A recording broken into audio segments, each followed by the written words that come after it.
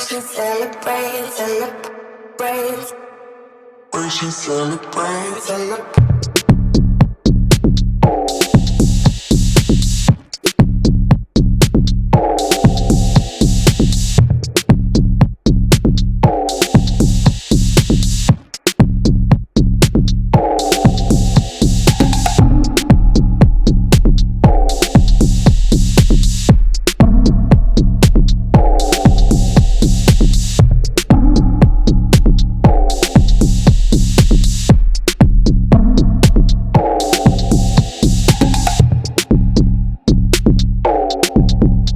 Hello and welcome to JATVRaw's Friday Night Boxing on the JTV channel. My name is Jamie O'Neill and tonight we've got some interviews and a whole load of boxing fights for you.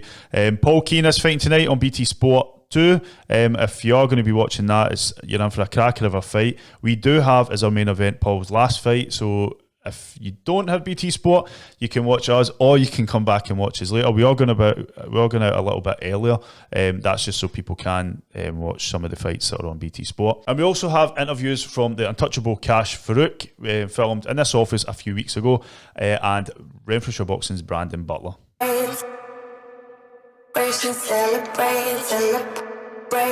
So first up on the show, we've got an exhibition fight from Renfrewshire Boxing's home show. This is William MacKay versus Cole Ray. Would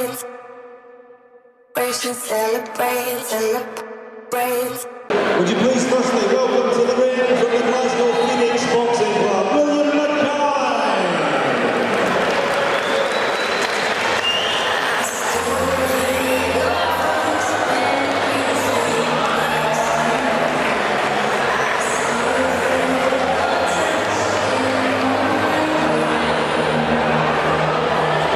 And now, ladies and gentlemen, just about to make his entrance to the ring, he is the youngest boxing member of the MacKay Boxing Ring family. Please welcome Cole Ray.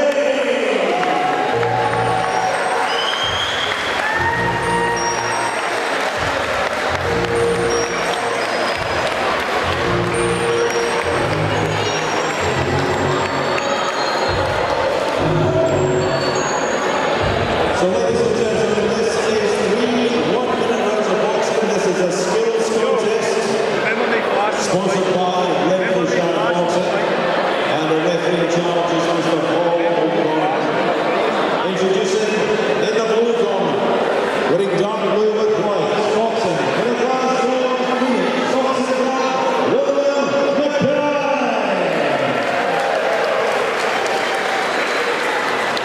And in the red corner, wearing light blue with white, boxing for the Renfrewshire Boxing Club, Cole Ray.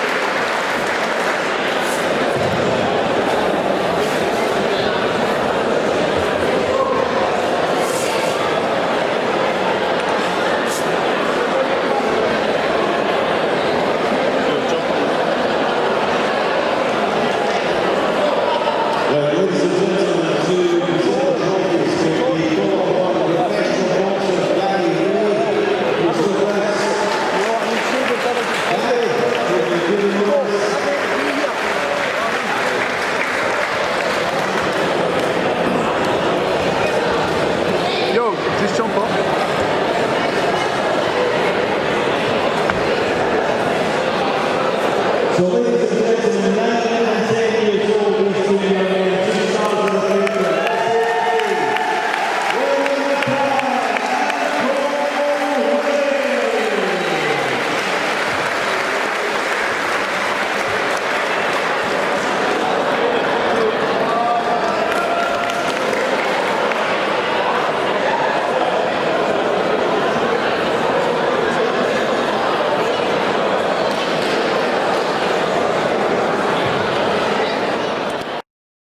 Now, many people will be pleased that the boxing gyms are starting to open back up. There are some restrictions. Boxing Scotland are putting out a lot of information for people to check out.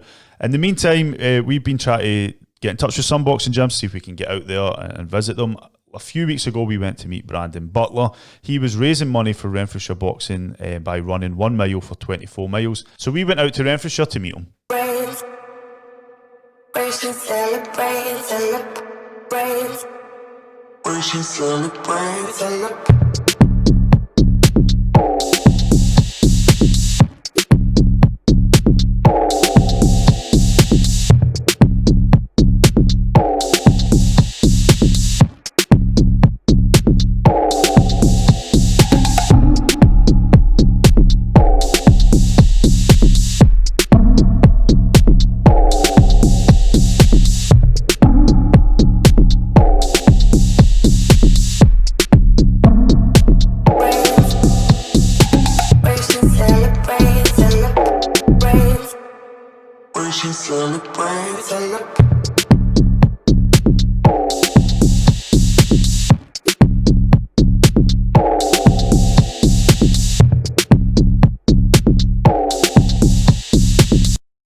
Right, guys, as a lot of you know, boxing clubs across the country have been shut, but that hasn't stopped many young boxers from carrying out tasks to raise money and raise awareness for charities and also their gym. So I'm joined today with Brandon Butler from Renfrewshire Boxing Gym.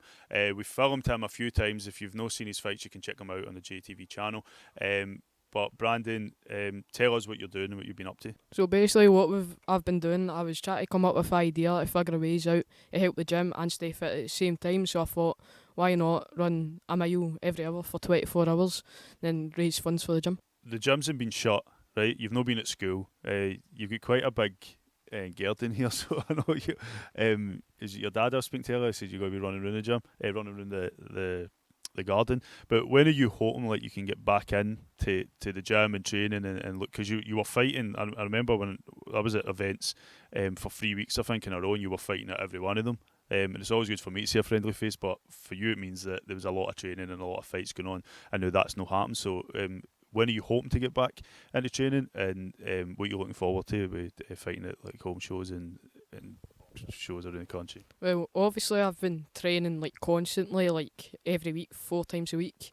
And then just to come down like the odd run and that. Well, I've been trying to run every day, but it's just sometimes you can't do it because of the weather. And I'm hoping to get back tomorrow, but I know that won't happen. And I miss home shows the most because like you just get that up feeling for the crowd, you know, and just like, let's go. A few years ago, my mum did something, she sat in a bath of bugs or something and she get built to bits. I was like, Mum, can I do this? Can I do this? And then she, for a charity, and then she said no because she get bit to bits. And then I just thought, I need to do something because each time I'll probably be putting on weight, I'll probably be 40 kilos heavier, but I just want to do something for the gym. And it's like wee gyms that don't have a lot of pro fighters, like obviously Renfrewshire is Kash, and he's a big name now because obviously getting signed by Eddie Hearn, so I think everyone has to like do their own wee bit for the gym. My coach Neil told me that we might be outside for a couple of weeks, so hopefully if that keeps on doing well enough, we can eventually, with corona cases going down, we can eventually get back in the gym and go in full stride. So guys, if you want to support Brandon, the details are up on the screen. You can also, you'll find the links in any of the JTV or JTVRaw Facebook pages, and it will be on our website as well, jtvscotland.com. So last year, Brandon did fight on the Kirkintilloch home show against Billy Innes. Here it is, have a look. Butler!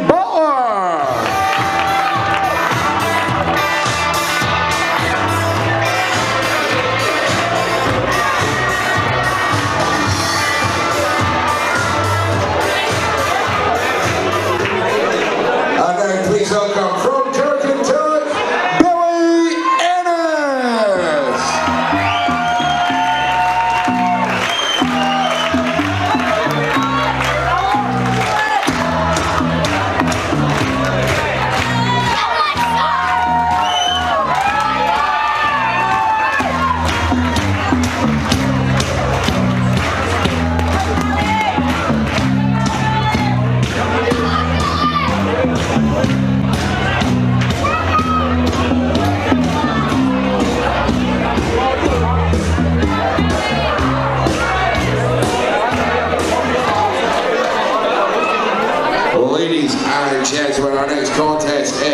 schoolboy bout over 3 1.5-minute rounds. Sponsored by Top Cat Window Blinds. The referee is Mr. Jim Pender. Introducing first in the blue corner, wearing white shorts with black, weighing 44.9 kilograms. From Renfrewshire Boxing Club in Paisley, BRENNAN Butler. And in the red corner, wearing white shorts with gold, weighing 42.8 kilograms. From Kynoch Boxing Club, BRENNAN. 3 1.5-minute rounds.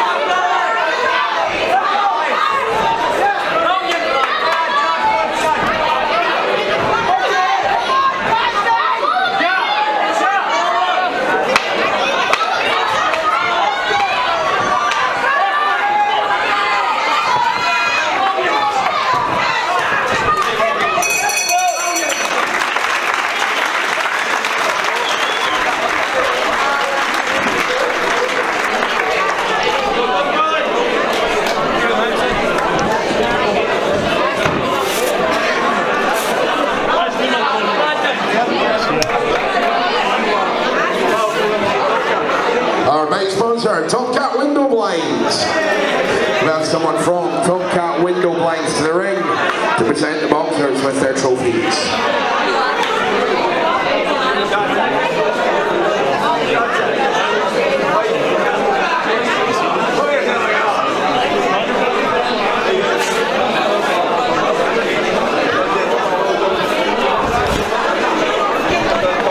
Ladies and gentlemen, please, let's hear it for both boxers.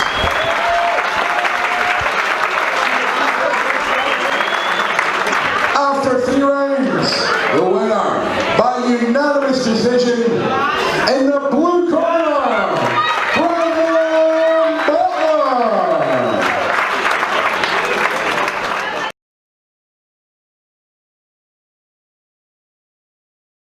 So you can still support Brandon by visiting www.JATVRaw.com/support Brandon. Details are on the screen now. I think we need to do all we can to support some of these gyms as they recover from the coronavirus lockdown.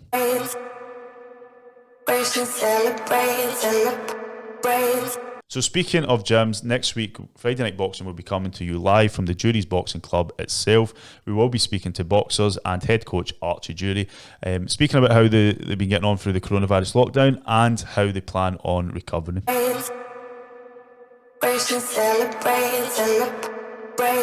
So now we've got the Untouchable Kash Farooq's third title defence of his British Bantamweight Championship last year.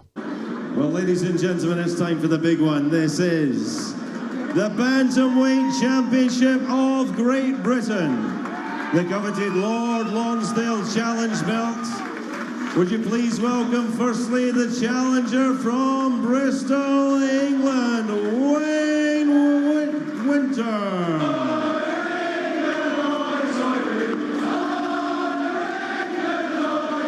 He calls himself the Gas Man. That's nothing to do with the day job. He is a fan of Bristol Rovers Football Club, whose unofficial nickname is the Gas.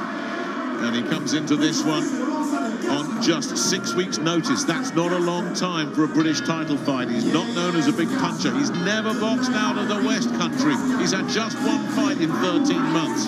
He's a slow starter. He hasn't made this weight since he was a teenager. It all adds up. Alex Arthur to a guy who has no chance, and that makes him dangerous. Of course it does, Nick. I mean, listen, this guy is in a position now where he can possibly dethrone one of the best young fighters in the country for the most prestigious belt in the country. Don't tell me he's not getting in this ring fired up now, right now. It is potentially a life-changing moment, this, for Duane Winters. He's been an area champion, but he's really been under the radar. He's struggled to get fights, but when they got the call 6 weeks ago, his trainer and his father's schemer just said, oh, we're taking this because this could put us into the big time. Taking the risk, going on the road, dropping down a weight division. But if you want to go somewhere in this business, you've got to take a risk. And Duane Winters is gambling it all tonight. If the gamble comes off, he is going to spoil a lot of plans here, because he's going to walk away with that Lonsdale belt. And now, ladies and gentlemen, time for the champion from Glasgow, Scotland, the Untouchable, Kash.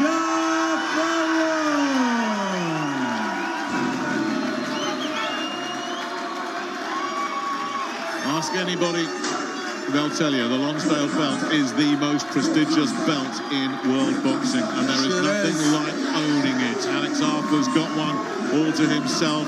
That's the prize on the line. Yeah. If he can pull this one off tonight, he gets one for keeps. In the cabinet. Every day I look at that belt, every day I go downstairs, I walk past my cabinet, I look at that beautiful belt. It's unbelievable. Well, there's all sorts of talk about what the future may bring, but right now, the future is now for Kash Farooq, a young man who's very quiet, very poised, extremely respectful, takes on a different personality when he gets in the ring, and he is defending that British bantamweight belt. If he defends it again tonight, that stays with him for the rest of his life. Well, ladies and gentlemen, once again, a very good evening to all those in attendance here at ringside, and a very warm welcome to you, the viewers. You join us live and exclusive around the UK on BBC Scotland. We are in the Radisson Hotel in Glasgow, where Ian Wilson for Saltire Boxing Promotions is very proud to bring you 12 3-minute rounds for the Bantamweight Championship of Great Britain.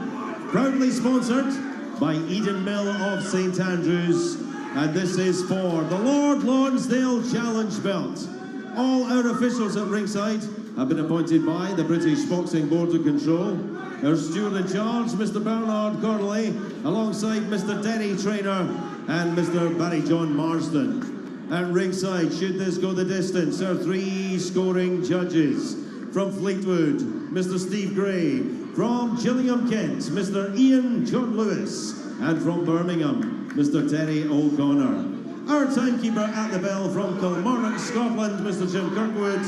And when the bell rings, in charge of the action, A-star referee from Liverpool, Mr. Mark Lyson. And so, ladies and gentlemen, in attendance here at ringside, and for those watching live across the UK on BBC Scotland, the officials are ready. The boxers are ready. Are you ready for the main event? Introducing first, the challenger. He boxes out of the red corner, wears blue and white shorts with yellow trim. He tipped the scales 8 stone 4 pounds and 2 ounces. He brings a near perfect record. 12 contests, 11 wins. 1 by KO, only 1 defeat. He is the Southern Area Super Bantamweight Champion from Bristol, Avon, England, Duane the Gasman Winter.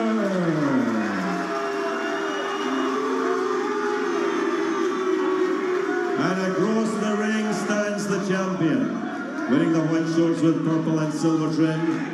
He scaled the limit 8 stone 6 pounds, brings a perfect record, 12 contests, 12 wins, 5 wins inside the distance. He is the Scottish Bantamweight Champion, but tonight he makes the 3rd defence as the Bantamweight Champion of Great Britain. From Glasgow, Scotland, the Untouchable, Kash Farooq.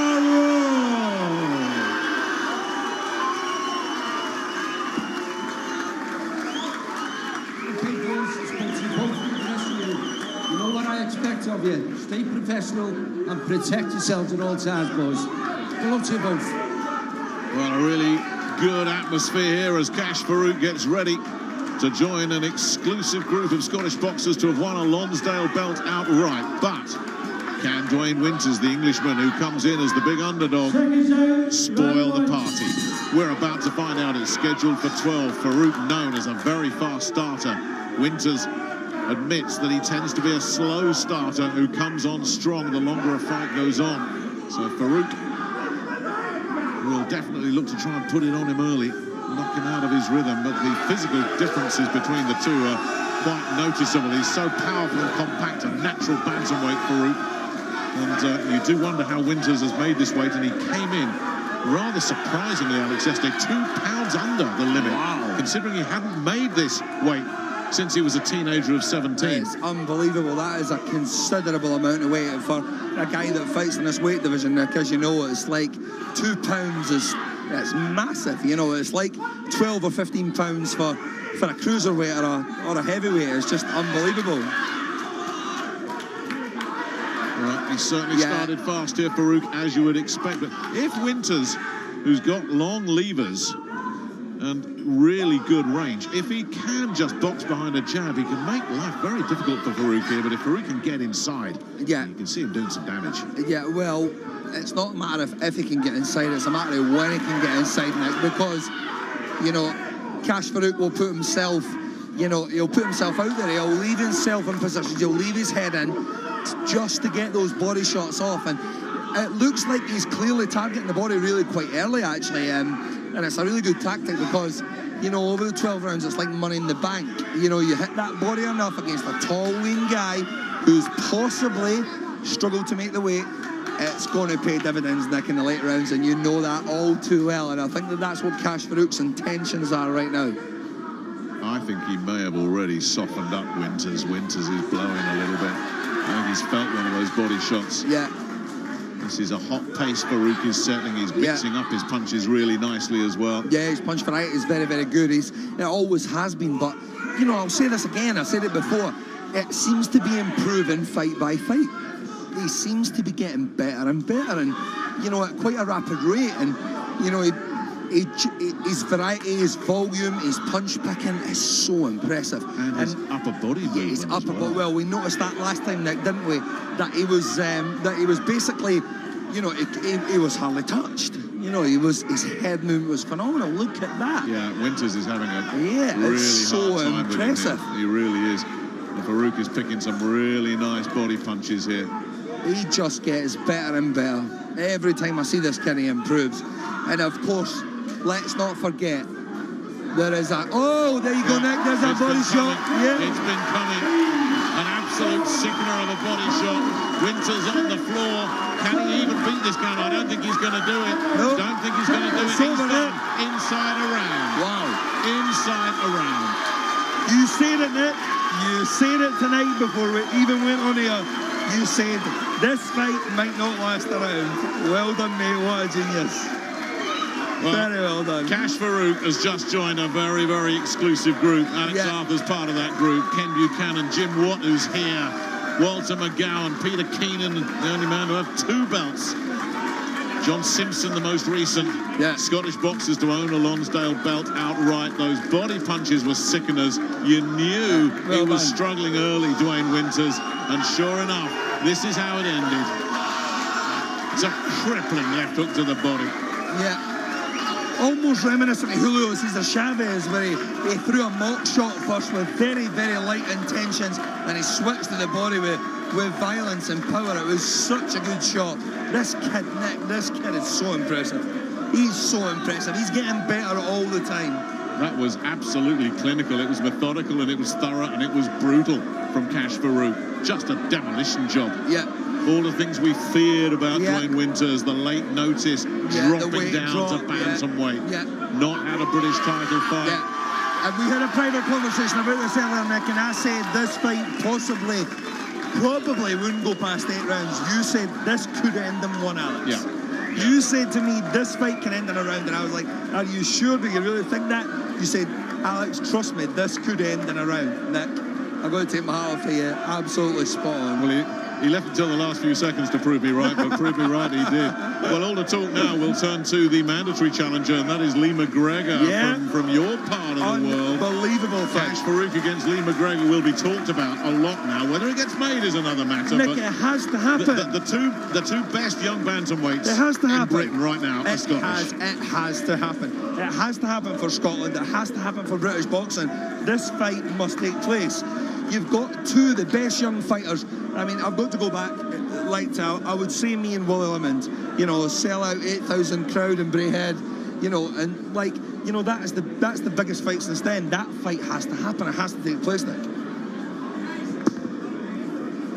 Ladies and gentlemen, referee Mark Lyson will bring together both boxers, and as he does so, please show your appreciation for both our boxers in the ring.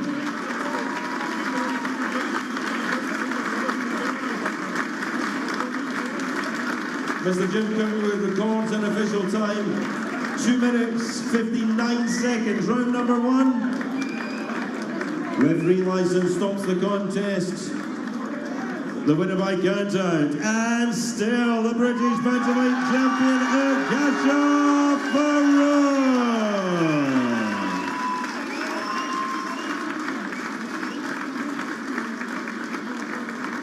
Ladies and gentlemen, please give the applause going Winters, who was just overwhelmed tonight. The odds were stacked against the gas man, and it was the gas man who blew out. And once that body shot had taken him down, it had taken everything. He was hurt before that. So Kash Farooq, who won this belt with a 73-second demolition of Dundee's Jamie Wilson, defended with a wide points win against Ian Butcher, stopping Kyle Williams of Wolverhampton in 5 in April. Now a 3rd successful defence, again a quick one. That Lonsdale belt is around his waist, and it's around there for the rest of his life. That's his for keeps.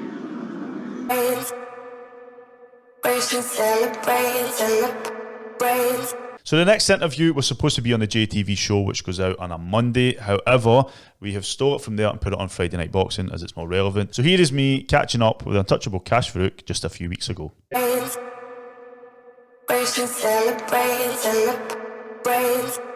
Farooq, we already did a podcast, but we're not using that. Right. We've got a better office. Yeah. What do you think of our offices? It's nice. First time being in this building. I've actually got one picture in the shop. It's a picture of me and you. I was going to stick here. I was just going to put it up.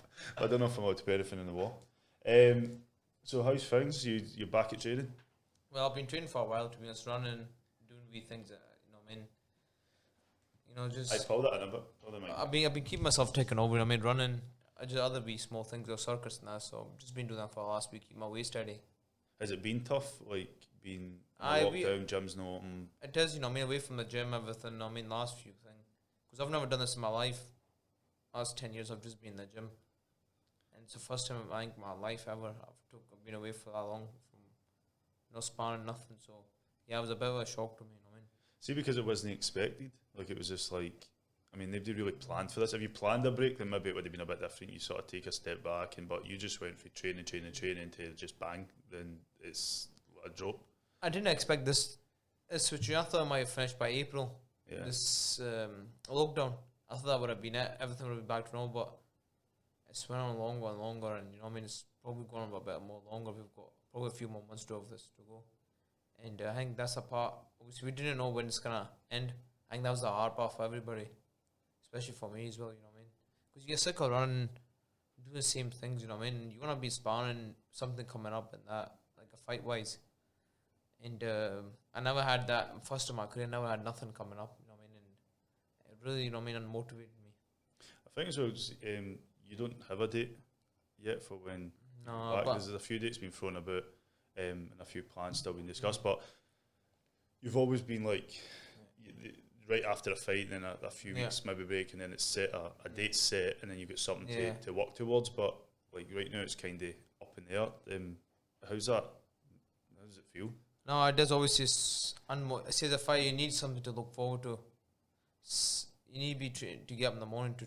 Reason you're training is suppose obviously fight night, and obviously you've got opponent. That's the reason I guess you're motivated and that. But at the moment, obviously, you just need to keep your mind strong and keep training.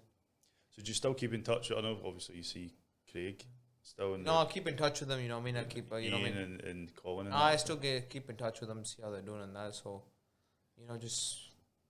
obviously things, nothing's changed. Obviously, it's not retired or anything. So have you done it? Have you managed to do anything that you don't normally do? I'm running other than boxing. So have you, because I know what you're like for it's just been back-to-back fights. It's and just probably the same to be. I'm probably more. So no, it's just been the same. You can't do too much there now. What about food? I've been enjoying my food. Apart from that, I've been enjoying my food. It's probably the first time I've enjoyed my food that much. I've been in my mum's dishes. For the first time for that long. I usually after fight I enjoy it for a couple of days, then I stop, get back to my diet, and it's my first time I've been eating that much. Chocolate. So I've enjoyed my chocolates. They're good. I know you've always been dying for that. Right? After your last fight, we went to Bistro. We went to. Was it? I think so. You and your wee bro, and you finished his food as well. If you remember, I was hungry. After a fight, I'm always like that. Do you get more a chance now to spend time? I know you and your brothers are close. You've got quite a tight family, but if you get more chance to spend time, you said your mum's cooking, but your mum, your dad, you get a chance to maybe spend a bit more time. Yeah, I do. Because see, me usually I just go to my bed maybe about 10 o'clock, and I get up early in the morning. I get out the house running. I come home, rest up, then leave for the gym. Then obviously I come home at mid through the day, sleep through the day, something like an hour or so. Then I get ready for gym at night time. So I don't really do. And the weekends I don't really do too much. Either I try to rest up, and because I need to get planned for the next day, get my clothes ready, and it's all always busy because I come home. I need to take my clothes out, get them washed. I need to eat food. Just I give myself much time as I can when I'm in training. So you still in a routine? Yeah, I'm just about, to be honest, I'm still waking up. I'm trying to wake up early as I can, try getting better as I can, try doing many sessions as I can, run wise, everything. Do more I can to keep myself taken over. So what's your hope? No, I mean, I think slowly obviously things are starting to, like, discussions have been made, but I know nothing is like, there has been some plans. you know, it was just Ramadan there as well. Obviously, I was fasting and that, you know, and but obviously I took a bit of time off. Not time off, but I was doing wee bits and that, and obviously that was just me. So obviously I'm just finished a few weeks ago, and that was just me back, not back training, but that's me fully back training and that and dieting, and you know. So it depends on how long my fitness comes back, and then hopefully we can take it from there. You know what I mean? So was your initial plan to have your fight in April, then take a wee break for Ramadan, and then get back in, and then maybe another fight, say August, September? Yeah, that was the plan, to be honest. But obviously now as things are the way they're heading, you know what I mean, this will be my first fight under Matchroom, whenever that is. But is it frustrating? It is, you know what I mean, because my first fight with Matchroom and everything was, you know what I mean, it was a good, you know, it was a good bill, and I had good spawn. It's only 2 weeks to go, and everything just shut down, you know what I mean. And I would really like to get the boxers that I got their fights, they were really lucky ones, you know. And I was on the unfortunate ones, you know. My fight was only about 2 weeks to go, and I was disappointed, but you know, it was for the best. But so I know you spoke to Eddie in his Instagram live. Yeah. How is that? He seems to have quite a good relationship with a lot of the boxers. How do you feel when you sort of? Yeah, it's good. No, I mean, I think he's the man obviously to do it. I think he's probably the best promoter in the world right now. That's just my opinion. You know what I mean, and I think he always puts on great shows and great fights, and I think he'll be the man obviously to take me the next step. You know what I mean? So I know that there's no date, but we hope by the end of the year you have at least one fight. Yeah, that's my plan anyway. If everything goes to plan, I mean. Do you have any idea who could be lined up? Or no, I'm not too sure. To me, it's not Marcus on anyway. To me. It's difficult to know because, like, there was a news report a few weeks ago for Sam, and I was spoke about this, but it was basically like this might end a lot of boxers' careers. People who maybe needed fights, people who needed money. I mean, you're training, and this is how you make money. Yeah, it's true. You know, I mean, some fighters are forced to do. You know, I mean, to retire because obviously they don't want to. You know what I mean, because small whole shows won't happen for a while because they've not got any TV backends, and so they'll probably be forced to retire. You know what I mean? The other thing I suppose as well is when people are in a routine and training, you notice people. So if there was other fights going on in there, then maybe they'd be like, "Oh, that's a good guy that maybe Kash could fight." Right now, there's like you don't know what level everybody's at. Yeah, I know. So that's the thing. You know what I mean? For me, I just want to get back to winning ways and just take it from there. You know what I mean? Get my Matchroom debut. So I know you were running today. How's your legs? Yeah, they're a wee bit sore to be honest. I've been on the last 4 or 5 days. Well, I try to run 5 days a week. Take Saturday and Sunday. Well, no, I take Saturdays usually off. Then I train on Sunday. Do wee bits, you know what I mean? But I run Monday to Friday. Enjoying the weather? Yeah, the weather's been great to be honest. You know, I think it's good when you run in this type of weather and you enjoy it more. You wear big layers of gear on in the winter time because I try to wrap myself as much as I can in the winter. Do you find that, like, I know you've been, when I seen you a few weeks ago, I've been putting on weight, but I didn't notice. But yeah, I'm not. Has your weight been going up? Yeah, it's been going up, obviously. You know, I'm more carved up than I was before, and I've been enjoying my food. But it's obviously I bring it out. Once I'm on my diet, it starts coming down eventually. You know, I mean, it's nothing. Is that quite easy for you to do? No, obviously it's not easy. It's just the discipline, eating the right food. That's the hard part. It doesn't taste as good? No, it doesn't taste as good, and obviously slowly it starts coming down.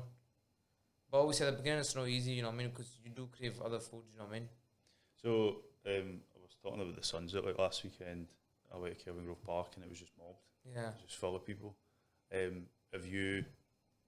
do you run? Do you run through parks and notice more and more people there? Or? I try going as quiet as I can, like around the track. There's a track behind my house. I try to run around that. Maybe go where it's just quiet, where it's really quiet. However it's way, you know, just do my own thing. I try getting early in the morning, get the first thing out the way. Then maybe do maybe night time run again maybe sometime, depending. So what's your plans for the rest of the day? Well, I'm gonna do something tonight maybe. I've ran in the morning, so I might do something tonight. Do a circuit or something, and tomorrow I might do a bit of pads or something. See, I bought a bike. I had a scooter, the electric scooter, the tyre went flat probably because there was too much weight on it. And then I bought a bike. I've cycled it to work and I can't even be arsed taking it back home. I've just left it in the shop. Was your bike guy? I cycled it and I was like, I'm not going back up that Harlem Rock Hill. But then I've seen videos of you running to that one in Partick. Or the party. That's not really nice. That's really, honestly, that's horrible. You know, we do that leading up to a fight once a week, maybe twice a week sometime. Is it? And many times you run up it? It depends on, maybe you can do 8, maybe 10, maybe 12 between them sets. I mean, they're hard, but, and it is hard going that. Then we do other type of sprinting as well. On the track, long distance, everything. Just try to mix as much you can. Your mind doesn't get bored. So last time I was going to ask is, obviously the next fight might not be in front of a crowd. Yeah. What would that feel like? Because we watching a few of your fights last night. Just because we still got them saved in Sky, we're like, let's just put them on. And obviously I realised that a lot of the fights have been in Scotland in front of a home crowd. Yeah, that's true. You've sort of had that atmosphere like gone in your favour. Yeah, that's true. But it would be totally different to fight in front of. Yeah, nobody. But you just mentally prepared, mentally and physically prepared for it. Even if no one was there, I'm still gonna end up obviously. It's the same thing for me. You know what I mean? Well, you spar a lot. You travel spar. Sometimes yeah, you do. Spar people like higher divisions than you. Sometimes. Even in the gym, when I'm in the gym, I don't like really playing music. You know what I mean? I've never, to be honest, I don't like having the music on the gym. I like when it's a quiet gym, and I think even sparring, I like it out the way. I like when you're mentally prepared for it when you're going about to have a fight. You visualize it every time. So you mentally, there's going to be no one there. But see when there's going to be a lot of people there. You visualize it. So that's psyched up. So you get your mind ready for that situation. That's the way I do. I don't know all the boxers. I suppose that you've always been a boxer that adapts. I mean, if you look at each one of your fights since winning the British Championship, Ian Butcher was a total different fight for, say, Jamie Wilson or Duane or Kynoch or even Lee. So you're always quite adaptable in the ring. So I don't see it as a problem. I think when you're out there, you're just going to do one And as thing, I said, when you spar, you're sparring in front of gyms, like just quiet gyms. That's true. You know what I mean? But when you're going to bed at night, you think about it. What's gonna be like on fight night, and that's the way I visualize it. For maybe you see, it depends on how long I'm training for, 8 to maybe 10 weeks. I'm visualizing it. It's gonna be no one there. A lot of guys do this, and you think about winning all the time. You know what I mean? Do you think it because you're really close with Colin and Craig, and when they're in your corner, you see that sort of connection that you have sometimes with nods and stuff. It's like you understand each other. It's basically obviously they tell you something. You're like, I get you. You know what I mean? So, do you think that would help you because maybe you're still going to have them in your corner? They're still going to be, maybe you'll hear them a bit better. In the ring, you think for yourself. At the end of the day, they don't need to give you a wee bit of instructions what you're doing wrong, or if you're doing things are right. You know what I mean? Or they tell you what he's doing wrong, or doing things right. You know what I mean? So they basically tell you how to, get to him and that. But it's end of the day, it's you need to get where you could go on and do it. End of the day. Perfect, my man. Yeah, thanks for So thanks for coming back out. No problem. I'm sure you'll be in it. We will get a picture. Yeah, no problem. Maybe get that big one that's at the Renfrewshire Boxing. You see that every time you train. Yeah, it's a good picture. It's nice, man. Nice. All right, cheers, Kash. Thanks a lot, Jamie.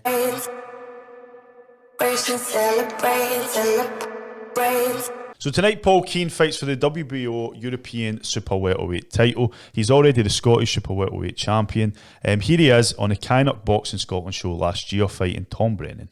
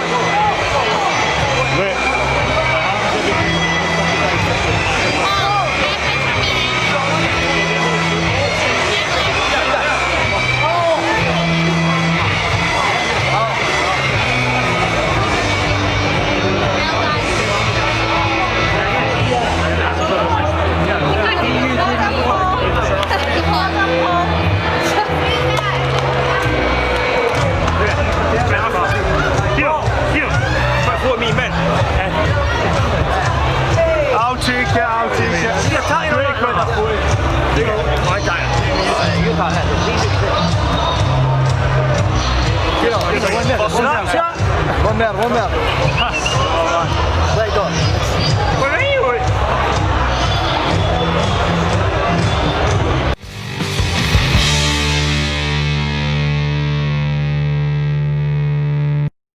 So that's it from me this week. Next week, we will be coming live from the Duries Boxing Gym. If you want us to come visit your gym, you can WhatsApp 07933 860 363, or you can email jamie@jatvraw.com. Details are up on the screen. Good luck to Paul Kean tonight, who's fighting on BT Sport Channel 2 against Hamza Shiraz for the WBO European Super Welterweight title. Good night. Celebrate.